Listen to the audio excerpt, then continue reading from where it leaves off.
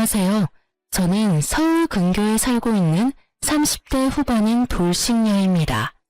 사연을 듣다 보니 문득 나도 한번 보내볼까 싶더라고요. 그래서 제가 겪었던 일들을 사연으로 적어 보내봅니다. 예전 저처럼 미련스럽게 사시는 분들이 혹시나 계신다면 부디 제 사연을 들어보시고 용기 내시라고 전하고 싶네요. 저와 남편은 대학교 때 첫 미팅 자리에서 만나게 되었습니다. 때묻지 않은 그 사람의 모습이 좋아 만나기 시작했고 연애를 시작하고 얼마 되지 않아 저는 대학교 휴학을 하고 그 등록금으로 의류 사업에 뛰어들었습니다. 생계 목적은 아니었어요. 그냥 그 당시에는 학업보다 사업 쪽이 저한테 더 맞는다는 생각이 들었거든요. 저는 밤낮 없이 동대문을 다니며 물건을 비교 또 비교하고 어떤 시즌은 중국 시장까지 방문해 물건을 고르기도 했습니다. 그렇게 노력한 결과 제 쇼핑몰은 자리를 잡았고 그때부턴 수입도 꽤 되더군요. 자기는 공부만 열심히 해? 돈은 내가 벌 테니까. 저기요, 진짜 고마워. 내가 꼭 합격해서 호강시켜줄게. 가난한 집안의 장남인 남편은 호르몬을 모시며 공무원을 목표로 공부하고 있었고 그의 꿈에 저도 힘을 보태고 싶었어요. 그런 저를 보며 부모님은 혀를 찼지만 저는 그만큼 남편을 사랑했어요. 결국 남편은 2년 만에 합격했고 저희는 양갓집에 결혼하겠다고 알렸어요. 남편의 집에선 겹경사라며 기뻐했지만 우리 집에선 반대가 심했어요. 저희 부모님은 금액은 많진 않지만 공실이 없는 건물 2채와 지방의 땅도 조금 가지고 계셨거든요. 하지만 남편은 가난한 집안의 장남이니 탐탁치 않은 것이 당연했어요.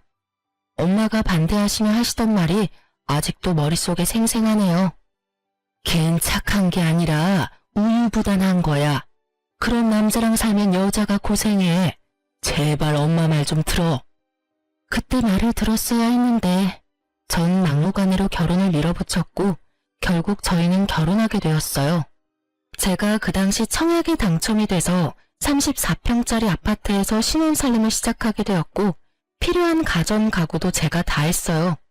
남편이 취업을 갓 했으니 능력이 되는 내가 하는 것이 당연하다 생각하면서 준비했어요. 대신 예물 예단은 다 생략하기로 하고요. 괜히 그런 걸로 시댁과 친정 사이에서 스트레스 받고 싶지 않았어요. 물론 형편이 안 되는 시댁을 배려하고 싶은 마음도 있었죠. 결혼 생활은 부모님의 우려와는 달리 행복했어요. 결혼 생활에 집중하기 위해 사업도 잠시 접은 저는 칼퇴근을 하고 돌아오는 남편을 위해 저녁을 준비하고 그런 대접을 받은 남편은 저에게 항상 이런 말을 해줬어요. 내가 전생에 나라를 구했나 보다. 우리 여보 같은 여자가 나랑 살아주고 말이야.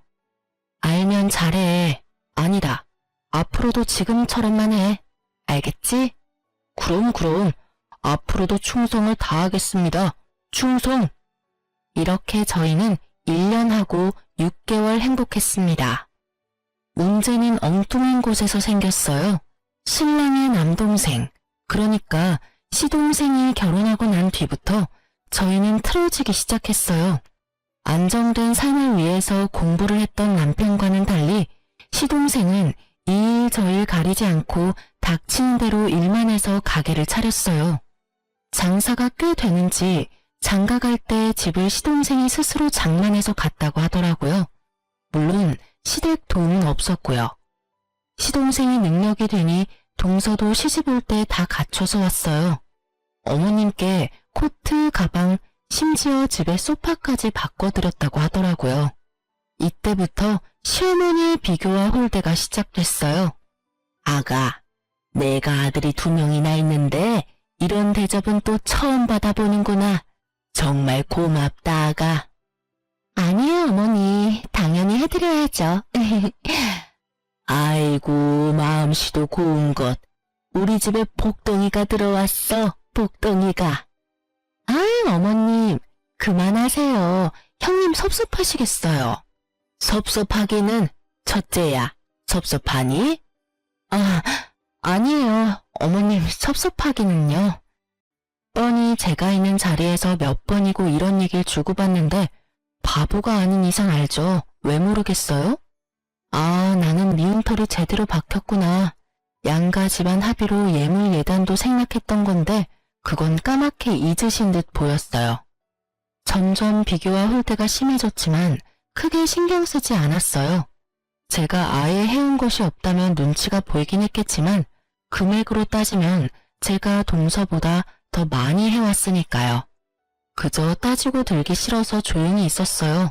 전 당당했고 참을만 했으니까요.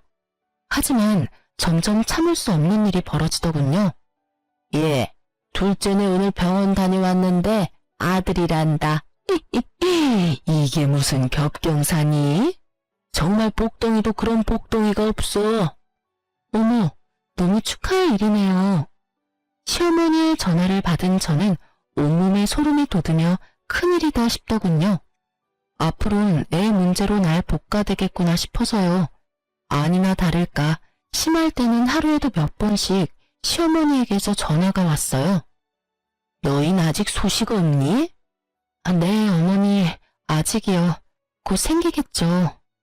곧이 언제니 대체? 너희 결혼한 지 이제 2년째다. 둘째는 떡하니 아들까지 가졌는데 명색에 장남은 소식도 없으니 너희 노력은 하고 있는 거 맞니? 혹시 각방 쓰고 그런 거 아니지? 너희 혹시 피임하니? 처음에는 조심스럽게 물으시던 소식도 시간이 지날수록 점점 선을 넘으시더군요. 부부관계에 시어머니가 간섭하기 시작했고 심지어는 제 월경 날짜를 물으시곤 합방 날짜까지 정해주시더군요. 전 참다 못해 합방 날짜가 적힌 문자를 남편에게 보여주었죠. 여보, 이거 좀 봐봐. 이게 뭔데? 무슨 날이야? 어머님이 우리 합방하라고 정해주신 날짜야. 어떻게 생각해? 뭐? 우리 엄마가? 왜 그랬지? 나한테 생리 언제 하냐고 물으시더니 이렇게 문자 보내셨어. 우리 엄마가 급하긴 급한가 보네. 웃음이 나와 지금? 나는 하루에도 몇 번씩 임신 독촉 전화 때문에 스트레스 받아서 잠도 못 자는데. 미안해. 근데 좋은 게 좋은 거라고 여보가 좋게 생각해주면 안 될까? 내가 당신 그렇게 말할 줄 알아서 참고 참다가 하는 얘기야. 어머님 나한테 임신 문제로 전화하기 시작한 게 벌써 한 달이 넘었어. 정도껏 하셔야 나도 참지. 이건 해도 너무하시잖아. 내가 보기엔 걱정이 돼서 이러는 것 같은데 당신이 너무 예민하게 받아들이는 것 같아. 흥분을 조금만 가라앉히고 좋은 게 좋은 거라고 좋게 생각해보자. 응? 그놈의 좋은 게 좋은 거라고는 무슨. 지금 생각해보면 이때 그만뒀어야 했는데 그 빌어먹을 사랑이 뭔지 남편의 그 우유부단하고 흐린 판단력도 사람이 너무 착해서 상황을 너무 좋게만 생각하려고 한다 싶더라고요. 평소라면 그냥 넘어갔겠지만 다른 것도 아니고 임신 문제이기에 더 확고하게 제 생각을 말해야겠다고 생각했어요. 시어머니가 선을 넘기도 하셨고요. 예민? 내가 예민해? 입장 바꿔서 생각해봐. 우리 아빠가 당신한테 하루가 멀다 하고 전화해서 임신은 아직인지 같은 방을 쓰는지 서로 언제 잤는지 그런 걸 물어본다고 생각해봐. 심한 날엔 아침, 점심, 저녁 끼니 때마다 연락 오셔. 그런 날엔 나 밥도 제대로 못 먹어. 이래도 내가 예민하다고 생각해? 여보, 그리고 나라고 아기 가지기 싫은 줄 알아? 나도 아기 가지고 싶어. 남편을 잡고 얼마나 울었는지 몰라요.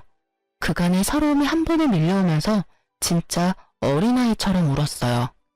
난 엄마가 당신한테 이렇게까지 하는 줄 꿈에도 몰랐어. 미안해. 내가 더 신경 썼어야 했는데 내가 어떻게 할까? 어떻게 하면 될까? 아, 당신이 말했던 병원이라도 갈까? 가자. 그까짓 검사 받는 거 뭐가 대수라고. 내일 연차 쓸 테니까 당장 가보자. 정말? 당신 싫다고 했잖아. 당신이 이렇게 우는데 내가 싫은 게 대수야? 가보자. 가면 되지. 그리고 엄마한테도 내가 당장 전화할게. 그냥 하는 말이 아니었어요. 제가 보는 앞에서 시어머니께 전화를 걸더니 내일 병원 가기로 했으니 앞으로 임신 문제로 연락하지 말아달라고 아주 단호하게 말하고 전화를 끊어버리더라고요. 전 평소와 달리 확실히 내 편을 들어주는 남편의 모습에 화가 좀 풀렸어요. 그렇게 다음날 병원에 가서 검사를 받았어요. 아무래도 자연 임신을 기대하기가 좀 힘드실 것 같습니다. 생각지도 못한 결과에 저는 충격을 받았지만 저보다 더 큰 충격을 받아 금방이라도 울 것 같은 표정의 남편을 보니 어떤 말도 나오지 않더라고요. 집으로 어떻게 돌아왔는지 기억도 나지 않았어요. 그냥 정신을 차려보니 거실 바닥에 우리 두 사람이 꼭 안고 울고 있었어요. 여보, 괜찮아. 부모님께는 죄송하지만 우리 둘이 행복하게 잘 살자. 요새는 일부러도 안 낳는다잖아. 그렇게 좋게 생각하자. 그렇게 말해줘서 고마워, 여보. 다시 한번 느끼지만 당신 참 멋지고 좋은 여자야. 아니야. 당신이 멋지고 좋은 사람이니까 나도 그렇게 닮아가는 거야. 우리 행복하게 잘 살자. 그렇게 저흰 부모님께는 비밀로 하고 우리만의 행복을 위해 잘 살자고 서로를 위로했습니다. 남편의 전화 때문인지 시어머니에게서 더 이상 전화도 오지 않고 나름 평화로운 날을 보내고 있었어요. 며칠째 기운 없는 남편을 위해 선물이나 사줄까 하는 생각에 휴대폰으로 검색을 하고 있었죠. 그때 시어머니께 문자가 왔어요. 아가, 내가 급해서 그러는데 1,000만 원만 좀 빌릴 수 있을까? 너무 급해서 그래. 순간 멍하더라고요. 100만 원도 아니고 1,000만 원이라니. 혹시나 보이스피싱이 아닐까 하는 생각에 전화를 걸었어요. 아가, 문자 봤니? 네, 어머님. 혹시 무슨 일 있으신 건 아니죠? 그런 건 아니고 급하게 필요한 일이 있어서 그래. 혹시 누구한테 연락을 받았다거나 협박을 받았다거나 제가 걱정이 돼서 그래요. 얘가 사람을 세상 물정 모르는 노인네로 하는 것도 아니고 내가 보이스피싱이나 당할 사람으로 보이니? 빌려주기 싫으면 싫다고 말하려무나 쉐미 바보로 만들지 말고. 에이, 어머님은 참 혹시나 해서 여쭤봤어요. 요즘 세상이 너무 흉흉하잖아요. 어머님 계좌로 보내드리면 되죠? 그럼 내 계좌로 보내주면 되지. 네, 어머님 지금 보낼게요. 확인해 보세요. 금액이 너무 커서 부담스럽긴 했지만 며칠 전 적금 탄 것도 있고 해서 빌려드렸어요. 임신 문제도 좀 걸리기도 했고요. 고맙다는 말 한마디 듣지 못했지만 많이 급하셔서 인사도 잊으셨나 보다 했어요. 물론 남편에게도 따로 말을 하지 않았어요. 굳이 숨길 일도 아니지만 그렇다고 먼저 말을 꺼내기도 좀 그랬어요. 괜히 생색내는 것처럼 들릴까 봐서요. 그러던 어느 날 시어머니가 오랜만에 연락을 주셨더라고요. 저는 벌써 돈이 생기셨나? 의아했어요. 네, 어머님. 예, 둘째가 글쎄 입덧이 심해서 아무것도 못 먹고 있다지 뭐야. 그래서 말인데 너 장 좀 봐서 둘째 내로 좀 와. 와서 나랑 같이 음식 좀 하자. 온 김에 오랜만에 얼굴도 보고 밥도 같이 먹고 얼마나 좋아? 둘째네 어딘지 알지? 그럼 바로 장 봐서 오련무나. 어머님? 어머님! 전 그렇게 끊어진 전화를 보며 황당함에 웃음이 나더군요. 빌려드린 돈 얘기는커녕 장을 봐서 오라니. 저를 파출부라고 여기는 기분이 들었어요. 이런 걸 보고 일종의 가스라이팅이라고 할까요? 워낙 좋은 게 좋은 거라는 남편의 말을 듣고 살다 보니 어느새 저도 그렇게 살고 있더라고요. 호구되는 줄도 모르고요. 어쨌든 저는 출산 경험이 있는 친구들에게 전화를 돌려 입덧에 좋은 음식을 묻고 물어 되는 대로 다 사들고 동서내로 갔습니다.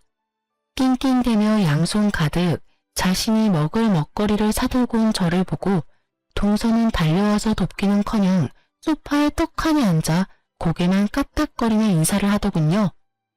형님, 오셨어요? 어머님은? 화장실 가셨어요.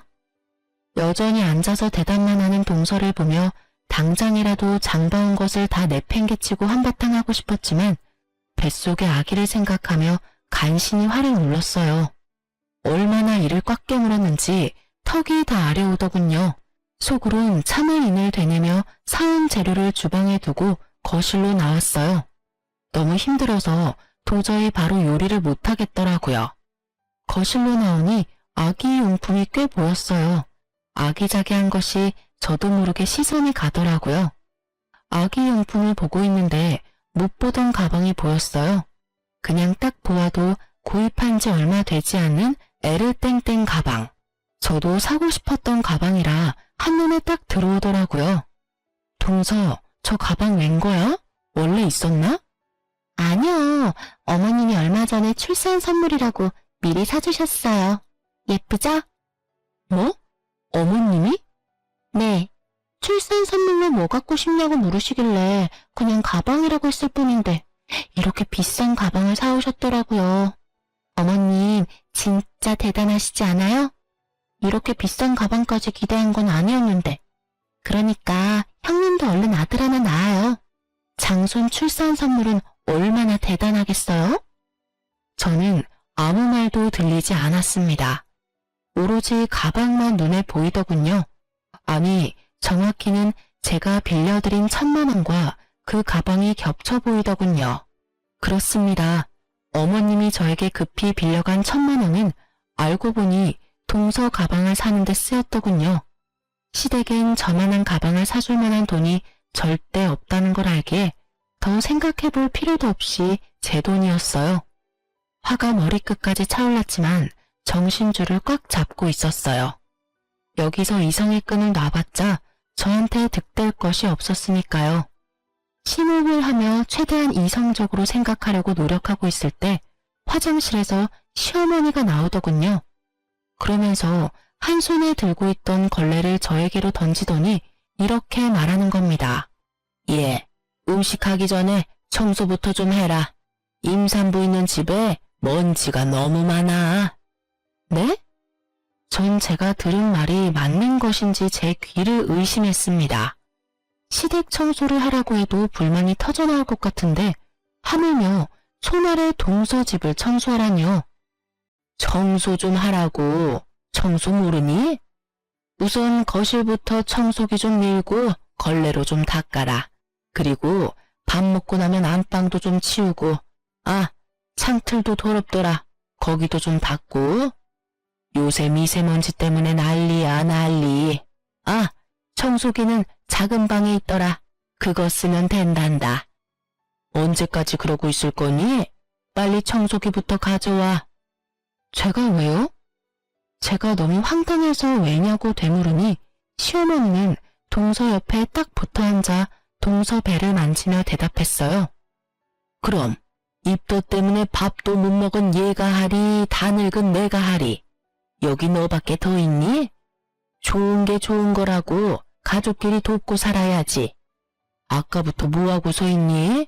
얼른 하고 저녁도 차려야지. 말도 안 되는 말을 말이라고 하고 있는 시어머니나 이런 말도 안 되는 상황에도 자신은 아무것도 모른다는 듯 불뚝 나온 배를 만지는 동서나 어이없기는 매한가지였어요. 시어머니의 닥달에도 제가 움직이지 않고 가만히 있자 언성을 더 높이며 말하더군요. 그러게 진작 아들 하나 낳았으면 이런 일은 없었지. 어디서 저런 무질한 게 우리 집에 들어와서 집안 대를 끊어놓고 있어? 애를 못 낳으면 이런 일이라도 해야지. 지금해야 하는 말이지만 네가 우리 집에 시집와서 한 게 뭐가 있니? 그 말을 듣는데 순간 정신이 번쩍 들더라고요. 저는 바로 휴대폰을 꺼내 남편에게 전화를 걸었습니다. 지난번과 같이 나는 정말 몰랐어 라는 변명의 기회 따위 주지 않기 위해서요. 여보세요? 여보, 당신 혹시 내가 어머님께 1,000만 원 빌려드린 거 알아? 그거, 응, 알고 있어. 그렇지 않아도 내가 고맙다고 말하려 했는데. 아, 알고 있었어? 그럼 그 1,000만 원이 어디에 쓰인지는 알고? 그거 재수씨 선물 사준다고 하시던데. 당신도 알고 있었어? 그럼 지금 내가 어디 있는지는 알아? 당신 지금 재수씨하고 엄마하고 같이 있는 거 아니야? 엄마가 나도 그리로 오라 그래서 지금 가는 중인데. 거의 다 와가. 그럼 내가 여기 파출부 짓거리나 하려고 끌려온 것도 알고 있겠네? 파출부 짓이라니. 남의 집 와서 청소하고 음식하면 파출부지. 다르게 표현할 말이 있어? 있으면 말해보던가. 남이 아니라 가족이잖아. 가족끼리 서로서로 돕고 살아야지. 서로서로 돕는 게 아니라 나만 도우니까 이 사달이 나는 거야. 아직도 모르겠어? 여보, 말이 좀 심하다. 내 말은 심하고 지금 내가 처한 상황은 안 심하니?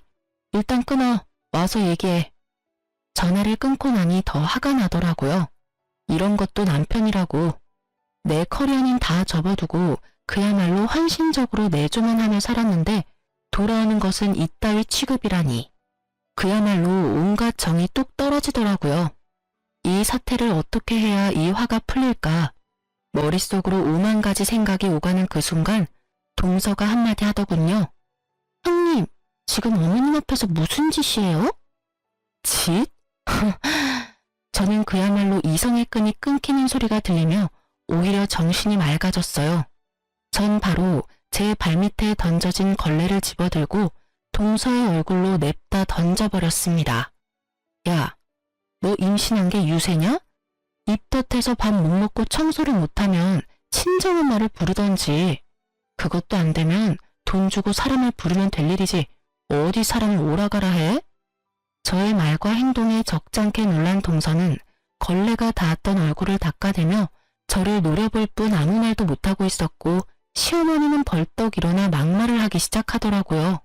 시집 올 때 몸뚱이 하나 가지고 와서 내 아들이 벌어다주는 돈이나 펑펑 쓰면서 놀고 먹는 그런 주제에 어디서 니까짓 게 큰 소리야? 전 치사하고 더러워서 끝까지 하고 싶지 않았던 말을 하기로 했습니다. 어쩌겠어요. 새까맣게 잊으신 것 같으니 제가 다시 일깨워 줄 수밖에요. 어머님, 제가 진짜 치사해서 이런 말 안 하려고 했는데 기억 안 나시는 것 같으니까 말씀드릴게요.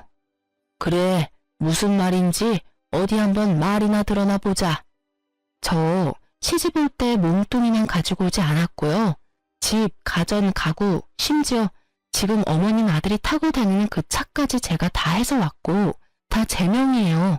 거기에 어머님 아들 돈은 단 1원도 안 들어갔어요. 제가 예단으로 들고 온 것만 해도 억 단위인데 전 예물은커녕 봉투 하나 구경하지도 못했네요. 그리고 어머님 아들 월급으론 저 펑펑 쓰고 놀지도 못해요. 전 제가 모아뒀던 돈이랑 투자했던 돈으로 놀아요, 어머님. 그리고 그 돈으로 어머님께 1,000만 원 빌려드린 거고요. 그런데 그 돈으로 어머님은 동서 가방을 사주셨네요. 제 말에 동서는 몰랐던 사실을 알았다는 듯 놀란 눈으로 시어머니와 저를 번갈아가며 보더라고요. 그랬겠죠. 시동생이 가난한 자신의 집안 상황을 제대로 설명했을 리도 없겠죠. 지금 시부모가 살고 있는 집이 겉에서 보기엔 그럴듯했지만 사실 그 집은 자가가 아닌 전세인데다가 그 전세금도 월세로 사는 부모님을 두고 자신들만 좋은 집에 살 수 없었던 남편과 시동생이 마련해 줬던 거니까요. 속 시원하게 내뱉긴 했는데 순간적으로 아, 내가 너무 심했나? 싶더군요. 미우나 고우나 아직은 시어머니고 어른이시니까요. 하지만 그런 저의 고민을 한 방에 날려줄 말들이 시어머니 입에서 흘러나오고 있었습니다. 너 아들 하나 못 낳는 년이 성질만 나빠서는 너 그러니까 아기가 안 생기는 거야. 알아? 너같이 돈만 밝히고 못된 년은 평생 노력해도 임신은 꿈도 못 꿀 거다. 혹여 임신이 된다고 해도 그 애가 멀쩡히 잘 붙어 있겠니? 그 못된 신부에 떨어지고도 남지. 이 나쁜 년. 부모님께도 한 번도 들어본 적 없는 욕과 저주 섞인 말을 듣고 저는 생각했습니다. 사실을 밝혀야겠다고. 이런 사람에게 더는 배려할 필요가 없다고 말입니다. 아니요. 저는 충분히 아기 낳아드릴 수 있는데 어머님 아들이 고자라서 아기를 못 낳아드려요. 제가 문제가 아니라 어머니 아들이 문제라고요. 무정자증이라고 아세요? 어머님 아들이 무정자증이래요. 그렇습니다. 병원에서 저희가 들은 말은 남편이 무정자증이라 임신이 어려울 것이라는 결과였습니다. 저는 남편을 너무 사랑했기에 모든 것을 그냥 받아들였습니다. 저에겐 있지도 않은 이세보단 남편이 우선이었고 자신에게 문제가 있으니 다시 임신 얘기가 나오면 남편이 중간 역할을 잘해줄 것이라 믿었으니까요. 그래서 다 비밀로 하고 그냥 묻고 지나가려 했는데 이렇게 나오니 더는 숨길 필요가 없겠더라고요. 뭐가 어쩌고 저째? 네가 이제 하다 별 거짓말도 다 하는구나. 아들 가진 둘째가 부러우면 부럽다고 말해. 잘난 것도 하나 없는 년이 어디서 거짓말이야? 못된 년, 나쁜 년, 할 말 못할 말이 따로 있지 어디서 그딴 거짓말을? 말에 반은 욕설인 그 사람을 보며 전 더 이상 어머니라 부르기도 싫어졌네요. 그래서 더 눈을 똑바로 뜨고 말했어요.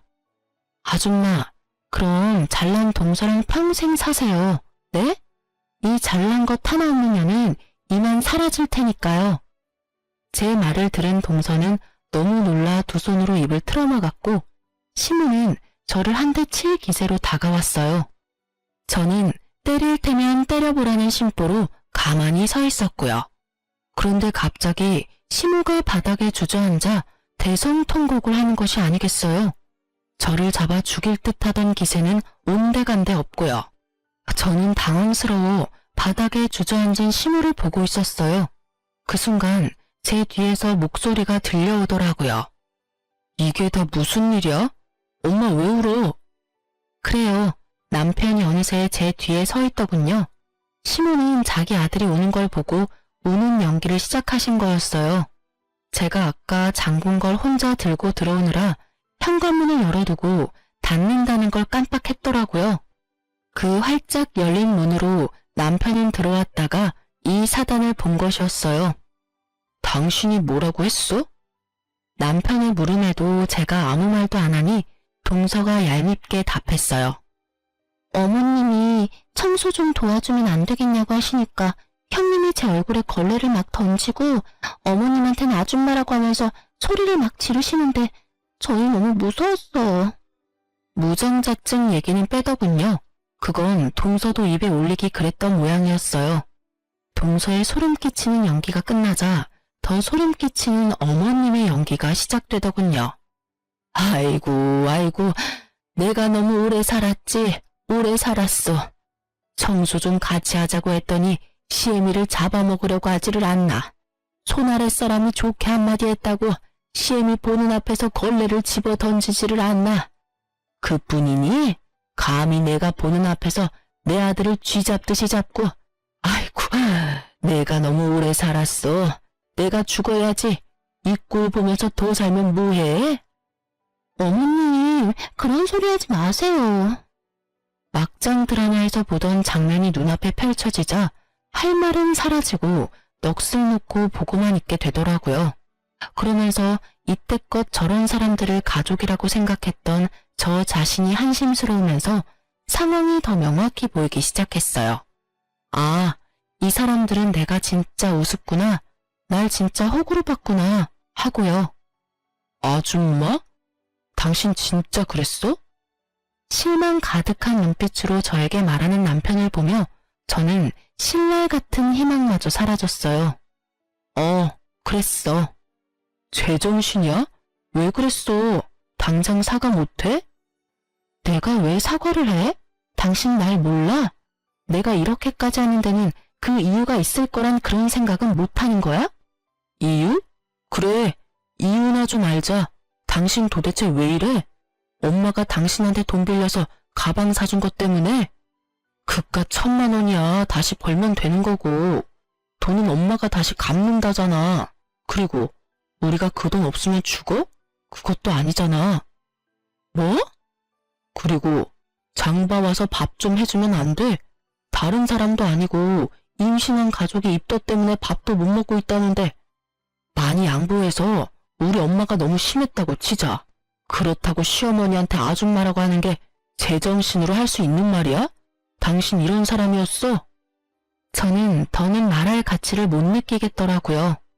입 아프게 말해봤자 알아들을 사람으로도 안 보였고요. 그래도 할 말은 해야지 이것까지 참았다간 병이 생길 것 같아 겨우 입을 열었습니다. 내가 제정신이 아니었네. 그러니까 일단 호구짓이나 하고 있지. 뭐? 호구짓? 가족끼리 돕는 게 호구짓이야? 그렇게 가족 돕는 게 좋으면 네가 와서 하지 그랬어. 엄연히 따지면 난 가족도 아니잖아. 그리고 와서 음식하는 건 내 몸이고 내 손인데 왜 네가 된다 안 된다를 판단해? 네가 된다고 하면 나는 당연히 와서 청소도 하고 음식도 해줘야 해? 웃기지도 않아 진짜. 그깟 1,000만 원. 1,000만 원은 당신 돈이야? 내 돈이야. 그리고 그깟이면 네가 빌려주지 그랬어. 아, 너한텐 1,000만 원은 고사하고 500도 없지? 야, 너 진짜 말 다 했어? 아니, 아직 중요한 말을 못했어. 우리 이혼해. 난 더는 이런 취급받으면서 너랑 살 생각 없어. 그러니까 잘난 너희 가족끼리 잘 먹고 잘 살아. 당신 후회할 짓 하지 마. 후회? 참나. 큰 착각하는 것 같아서 하는 말인데 나 당신한테 손톱만큼도 미련 없어. 오히려 나 지금 기뻐. 이젠 이 지긋지긋한 집안 안 보고 살아도 된다고 생각하니까 몸이 막 깃털처럼 가볍다고. 그러니까 너나 후회하지 말고 잘 살아. 그리고는 뒤를 돌아 그대로 나와버렸습니다. 뒤에서 남편이 부르는 소리와 어머니의 욕설이 들려왔지만 다 무시했어요. 차에 탄 저는 친정을 향하며 바로 변호사를 선임했어요. 아주 비싼 돈을 주고 말이에요. 전 될 수 있으면 빠르고 통쾌하게 이혼하고 싶었거든요. 친정에 도착한 저는 최대한 한쪽에 치우치지 않으려 노력하며 상황을 부모님께 설명했습니다. 한참 동안 듣고 계시던 부모님이 말씀하셨어요. 우리 딸 많이 힘들었겠네. 따뜻한 부모님의 목소리를 듣는데 왜 그렇게 눈물이 나는지 저는 오랜만에 부모님 품에 안겨 울었어요. 진작 엄마 말 들었으면 이런 일도 없었을 텐데. 미안해 엄마. 말 안 듣고 고집 부리다가 이런 꼴이나 보이고. 눈물 콧물 범벅이 되어 말하는 저를 보며 엄마가 머리를 쓰다듬어주며 말하셨어요. 딸, 이런 꼴이면 어떻고 저런 꼴이면 어때? 넌 여전히 엄마 아빠가 사랑하는 딸인데. 내 딸이 경험하지 않았으면 했던 일이긴 하지만 어쩌겠어? 이미 우리 딸이 다 보고 듣고 경험해버린 걸. 그러니까 앞으로는 그 경험을 밑거름 삼아 더 좋은 길로 나아가면 되는 거야. 알겠어? 그리고 이 말을 깜빡했는데 잘했어 우리 딸. 그런 취급받으면서 결혼 생활을 이어나갈 필요 없어. 그럴 땐 그냥 박차고 나와서 새롭게 시작하면 돼. 비록 그 길이 힘들고 험할지라도 넌 다 이겨낼 수 있어. 우리 딸은 충분히 용기 있고 현명한 사람이니까. 그런 널 엄마 아빠는 믿어. 그러다 너무 힘에 부치는 날은 오늘처럼 엄마 아빠한테 와서 잠시 쉬었다가 엄마 아빠는 언제나 여기서 기다리고 있으니까. 알겠지 딸? 고마워요. 부모님을 만나보니 확실히 알겠더라고요. 저는 사랑받아 마땅한 사람이라는 것을요. 그동안 전 미련하게도 그 중요한 사실을 잊고 살았더라고요. 그간의 상처를 씻어낸 저는 변호사를 만나 상담을 진행했어요. 상담 결과 집, 차 등 제가 결혼할 때 마련했던 것은 당연히 다 제 것이고 유책 배우자는 신랑이니 위자료까지 받을 수 있다고 그러더군요. 아, 물론 빌려준 1,000만 원도 주고받은 문자가 명백한 증거가 되어 당연히 받을 수 있고요. 시어머니의 욕설과 저주에 가까운 발언은 증거나 증인이 없어 고소가 힘들 거라고 했어요. 녹음해야 했는데 그럴 정신도 없었고 동서가 증인으로 나설 일은 없을 테니까요. 위자료가 그렇게 많진 않았는데 워낙 가진 것이 없으니 빈털터리가 될 상황에 놓인 남편과 시댁 식구들이 동시에 찾아와 싹싹 빌더군요. 여보, 내가 잠시 정신이 어떻게 됐었나 봐. 당신이 나한테 어떻게 했는데. 내가 엄마 우는 걸 보고 그만 너무 흥분을 해서 미안해. 당신 기분부터 풀어줬어야 했는데. 그래, 아가, 내가 미안하단다. 나는 아기 걱정에 그만. 내가 너무 심했어. 사과하마. 형수님, 죄송해요. 저라도 말렸어야 했는데. 형님, 아프세요. 제가 임신 때문에 너무 예민해져 있어서 버릇없게 굴어서 죄송해요. 이미 떠난 마음은 그 어떠한 말로도 돌아오지 않더라고요. 잘못을 비는 모습도 진심으로 느껴지지 않았고요. 그저 어떻게 하면 이 지긋지긋한 상황을 끝낼 수 있을까? 이 생각뿐이었습니다. 그래서 저는 뭐 아니면 도라는 마음으로 아무것도 녹음되지 않은 휴대폰을 들이밀며 말했습니다. 당장 다들 돌아가 주세요. 그렇지 않으면 그날 어머님께서 저한테 욕하시고 심하게 말씀하신 거 이 휴대폰에 낱낱이 녹음되어 있는데 이것까지 변호사님께 제출해서 고소 진행해달라고 할 겁니다. 알겠어요? 그까짓 걸로 고소가 되는 줄 아니? 그리고 내가 욕을 언제 했다고 그래? 고소가 된다고 하더라고요. 저희 변호사님이. 그래서 하는 김에 같이 고소하려다가 그래도 살았던 정이 있어서 고소는 하지 않겠다고 했는데 제가 또 실수한 것 같네요. 어머님이 입에 담지도 못할 욕설과 모진 말들을 잊으신 걸 보니깐요. 원하신다면 한번 들어보실래요? 저도 한번 들려드리고 바로 고소 진행하죠 뭐. 저의 천연덕스러운 연기에 다들 입으로 욕은 하지 못하지만 눈빛으로는 심한 욕들을 하고 돌아가더라고요. 그렇게 저의 이혼은 빠르고 성공적으로 잘 마무리되었어요. 오래 연애를 했던 터라 이혼 후에도 남편의 얘기가 들려오더라고요. 그때 그 집 문이 활짝 열려 있어서 앞집 옆집 사람들이 싸우는 거 다 들었다더라. 너희 시댁, 아니 시댁이었던 집이랑 동서네랑 한 동네였잖아. 그 동네에 그 집 첫째 아들 무정자증이라고 소문이 쫙 돌았대. 거기에다가 그 시어머니였던 사람이 너한테 막말하면서 욕한 것도 소문이 쫙 돌아서 한동안 난리 났었어. 뭐 그런 뻔뻔한 집안이 다 있냐고. 그러니 그 동네에서 계속 살 수 있겠니? 아파트는 헐값에 그냥 처분하고 시댁집도 이사했다고 하더라. 우리 친구들 사이에도 소문 쫙 나서 네 전남편 재혼은커녕 모임도 못 나온다 그러더라. 요즘엔 본가 들어가서 살고 있다나 봐. 하긴 너한테 위자료 주고 집 얻을 돈이나 있겠어? 그러게 좀 잘하고 살지. 너 같은 복덩이가 어디 있다고. 그러게나 말이다. 너희 부모님은 뭘 하셔? 내 얘기 들으시곤 잘했다고 칭찬까지 해주시더라. 하긴 나 같아도 그렇겠다. 하여튼 잘했어. 다음 주 모임인데 넌 나올 거지? 생각해보고. 전부 네 편이니까 불편하게 생각하지 말고 편하게 와서 밥이나 먹고 가. 알겠지? 알겠어. 고마워. 신경 써줘서. 별 말을 다 한다. 다음 주에 봐. 자기 일처럼 통쾌해하며 제 복수의 끝을 알려주는 친구의 전화 덕에 전 비로소 발을 뻗고 잤답니다. 여기서 끝이냐고요? 아니요. 이혼 절차가 마무리되고 한 달도 지나지 않은 어느 날 동서가 찾아왔더라고요. 형님, 제발 다시 한번 생각해 주시면 안 될까요? 제가 잘할게요. 동서, 이러지 마. 형님, 제발요. 이러다가 어머님은 물론이고 아주버님까지 모시고 살게 생겼어요. 저 좀 살려주세요. 역시는 역시였습니다. 사람 쉽게 변하는 게 아니더군요. 저한테 미안해서 온 것이 아니라 자신이 가난한 집안을 다 떠맡게 생기니 호구 같은 제가 필요해서 왔던 거더군요. 저는 뱃속의 아기를 생각해 좋게 보내려 했건만 하는 행실을 보아하니 말로는 곱게 보내긴 힘들어 보였어요. 그래서 나보고 다시 그 집구석으로 들어가서 또 그렇게 호구 잡히고 살라는 말이야? 동서, 양심이 있어 없어?